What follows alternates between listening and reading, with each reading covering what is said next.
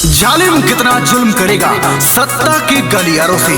Gram panchayat नकाही की गली गली गूंज रही है अंजन कुमार मौर्य जी के नारों से। तो भाइयों बहनों याद रखिए, एक बार फिर से ग्राम पंचायत नकाही से तीसरी बार अपना प्रधान अंजन कुमार मौर्य जी को बनाना है। अपने क्षेत्र में विकास की गंगा बहाना है और विकास को आगे लेकर के जाना है। जन जन की है पुकार, अंजन कुमार मौर्य फिर एक बार।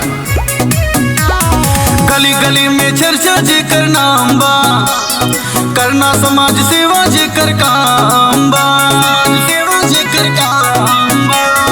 गली गली में चर्चा जेकर नाम बा, करना समाज सेवा जेकर काम बा। आने पे अपने जाने लुटावे, इनकारी है जिम्मेदारी है। जनहित में सूचना जारी है, अंजन मौर्य सब पे भारी है। 26 की तगड़ी तैयारी है, अंजन मौर्य फिर से भारी है।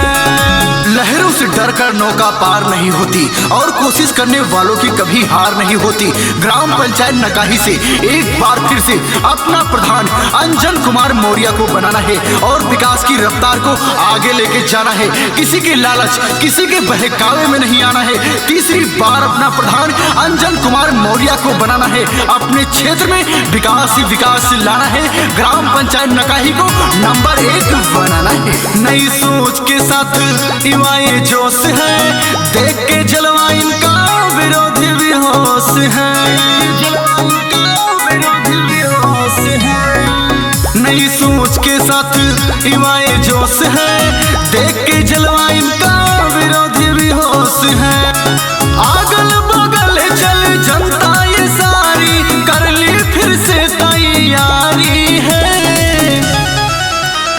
जनहित में सूचना जारी है, अंजन भैया फिर से भारी है। जनहित में सूचना जारी है, 26 की तगड़ी तैयारी है।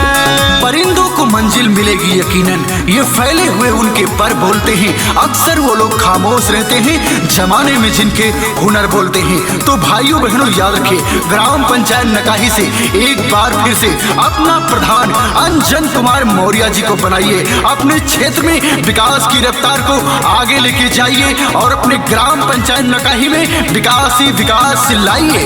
ग्राम नकाही में तू पूछ लिया नाम हो, जाना थे बच्चा बच्चा जाना थे गाँव हो, जाना थे बच्चा बच्चा जाना थे गाँव हो। ग्राम नकाही में तू पूछ लिया नाम हो, जाना थे बच्चा बच्चा जाना थे गाँव हो।